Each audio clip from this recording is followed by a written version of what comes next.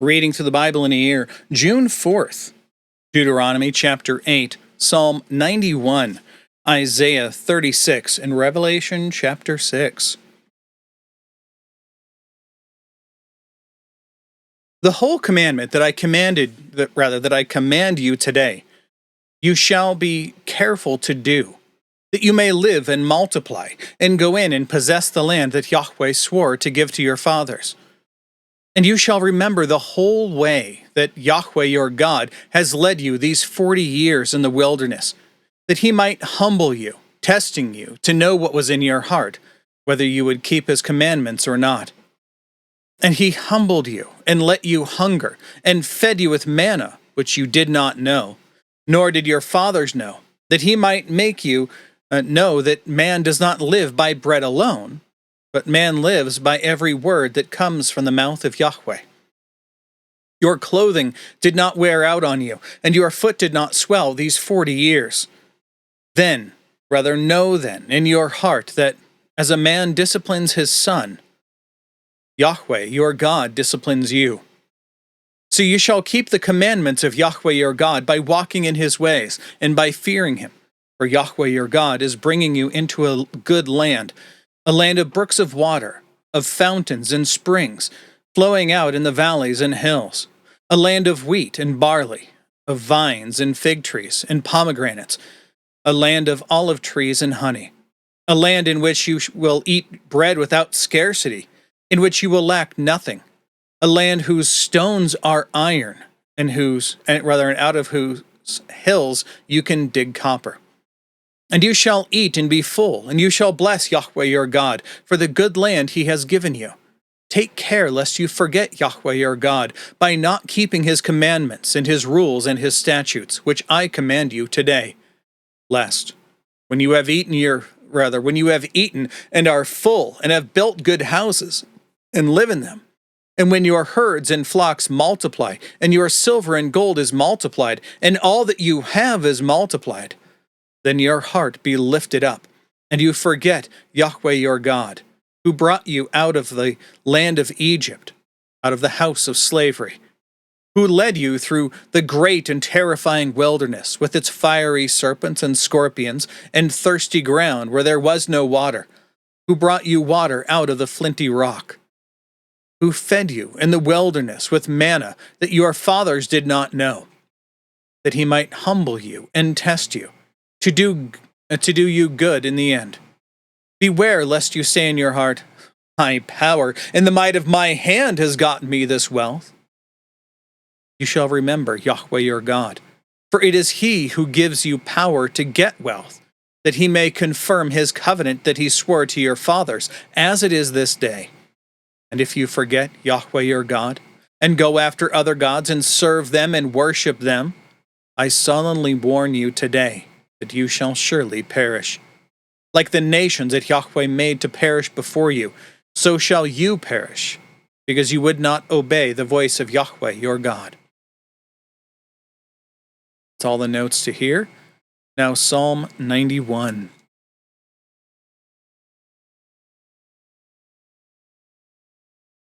He who dwells in the shelter of the Most High will abide in the shadow of the Almighty. I will say to Yahweh, my refuge and my fortress, my God in whom I trust. For he will deliver you from the snare of the fowler and from the deadly pestilence. He will cover you with his pinions, and under his wings you will find refuge. His faithfulness is a shield and buckler. You will not fear the terror of the night, nor the arrow that flies by day, nor the pestilence that stalks in darkness, nor the destruction that wastes at noonday. 1,000 may fall at your side, 10,000 at your right hand, but it will not come near you. You will only look with your eyes and see the recompense of the wicked, because you have made Yahweh your dwelling place, the Most High, who is my refuge. No evil shall be allowed to befall you, no plague come near your tent, for he will command his angels concerning you, to guard you in all your ways. On their hands they will bear you up, lest you strike your foot against a stone.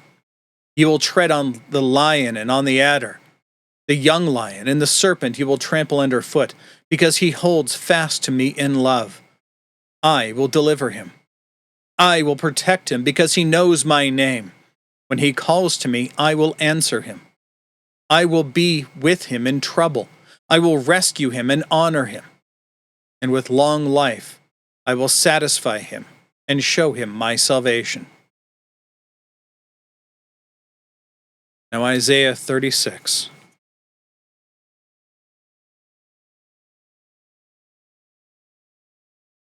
In the 14th year of King Hezekiah, Sennacherib, king of Assyria, came up against all the fortified cities of Judah and took them. And the king of Assyria sent the Rabshakeh, which is a title for a high officer, from Lachish to King Hezekiah at Jerusalem with a great army. And he stood by the conduit of the upper pool on the highway to the washer's field.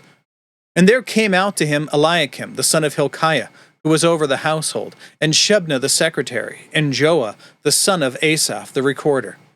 And the Rabshakeh said to them, Say to Hezekiah, thus says the great king, the king of Assyria. On what do you rest this trust of yours? Do you think that mere words are a strategy and power for war? In whom do you now trust that you have rebelled against me? Behold, you are trusting in Egypt, that broken reed of a staff which will pierce the hand of any man who leans on it, such as Pharaoh, king of Egypt, to all who trust in him. But if you say to me, We trust in Yahweh our God, is it not he whose high places and altars Hezekiah has removed, saying to Judah and to Jerusalem, You shall worship before this altar? This comes far in the future in our reading. But after real long story short, there's a separation of things that happen within the northern and southern kingdoms.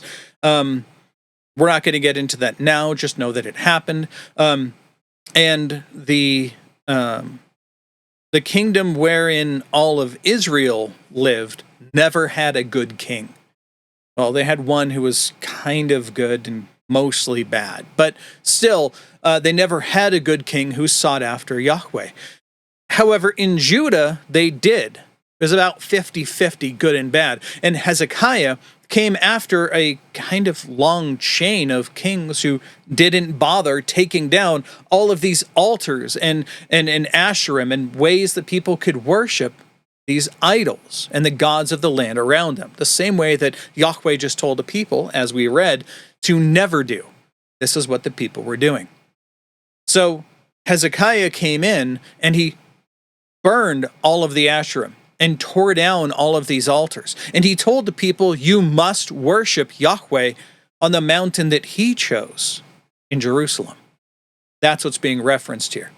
Now, the king of Assyria, Sennacherib, he doesn't know this. He doesn't understand the history behind this or anything that happened. So when he and his people come in and they sack all the cities of Judah, including Lachish, which is the second largest city and second most important city in all of Judah, second only to Jerusalem. He now comes up to Jerusalem and tells them these same things, essentially saying, Look, Yahweh your God has given all of you into our hand because you're not worshiping on all of these high places and because you tore down his Asherim and tore down all of these altars. This is punishment on Hezekiah for ruining you and for turning you away from worshiping the way that everyone expected them to worship, on all the high places and orgies and all other sorts of things. But that's not how Yahweh designated that his worship should be handled. He said it should be done in Jerusalem. So Hezekiah was doing the right thing. This is what we see Sennacherib, through Rabshakeh, telling the people is a lie. He's trying to break their hearts and get them to just open the gates and let him come in and take over the city. Continuing on. Verse 8, Come now, make a wager with my master, the king of Assyria. I will give you 2,000 horses if you are able on your part to set riders on them. Meaning, you want to come out to war? Fine, I'll give you the horses you need because you have nothing. How then can you repulse a single captain among the least of my master's servants, when you trust in Egypt for chariots and for horsemen? Moreover, is it without Yahweh that I have come up against this land to destroy it? Here he is lying about what Yahweh said. Yahweh said to me, go up against this land and destroy it.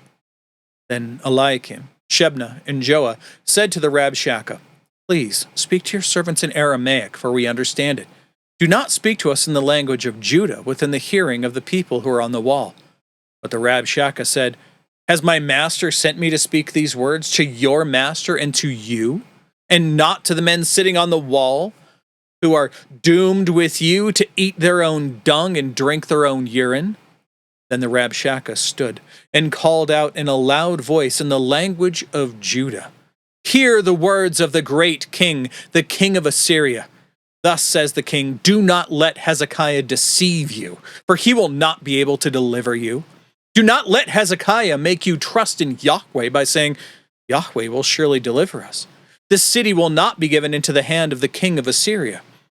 Do not listen to Hezekiah, for thus says the king of Assyria, make your peace with me, and come out to me. Then each one of you will eat of his own vine, and each one of his own fig tree, and each one of you will drink the water of his own cistern, until I come and take you away to a land like your own land, a land of grain and wine, a land of bread and vineyards. Beware lest Hezekiah mislead you by saying, Yahweh will deliver us. Has any of the gods of the nations delivered his land out of the hand of the king of Assyria? Where are the gods of Hamath and Arpad? Where are the gods of Sepharvaim? Have they delivered Samaria out of my hand? Who among all the gods of these lands have delivered their lands out of my hand, that Yahweh should deliver Jerusalem out of my hand? Here he is elevating himself above Yahweh. But they were silent, and answered him not a word, for the king's command was, do not answer him. Then Eliakim, the son of Hilkiah, who was over the household, and Shebna the secretary, and Joah, the son of Asaph, the recorder, came to Hezekiah with their clothing torn, and told him the words of the Rabshakeh. Again, clothing torn is a sign of repentance. Let's go ahead and move on to Revelation chapter 6.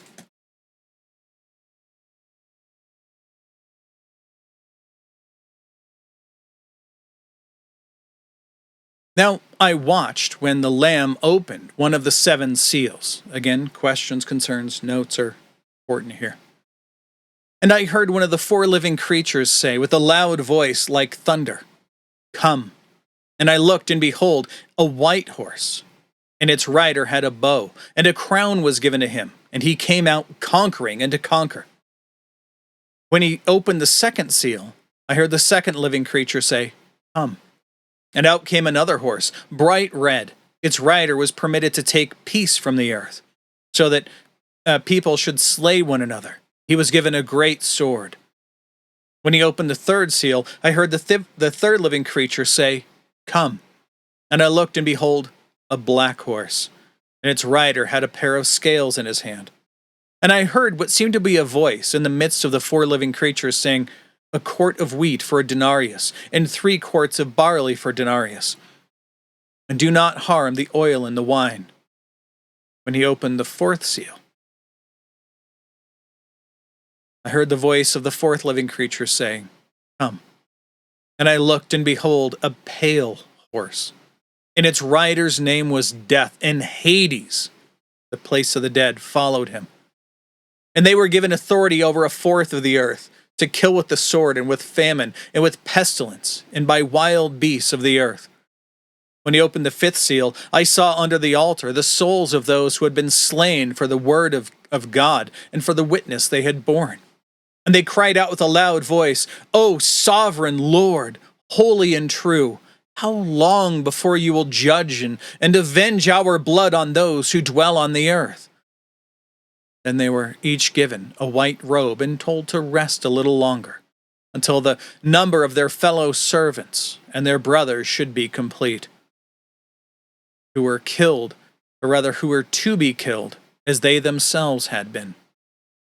When he opened the sixth seal, I looked, and behold, there was a great earthquake, and the sun became black as sackcloth. The full moon became like blood, and the stars of the sky fell to the earth as the fig tree sheds its winter fruit when shaken by a gale.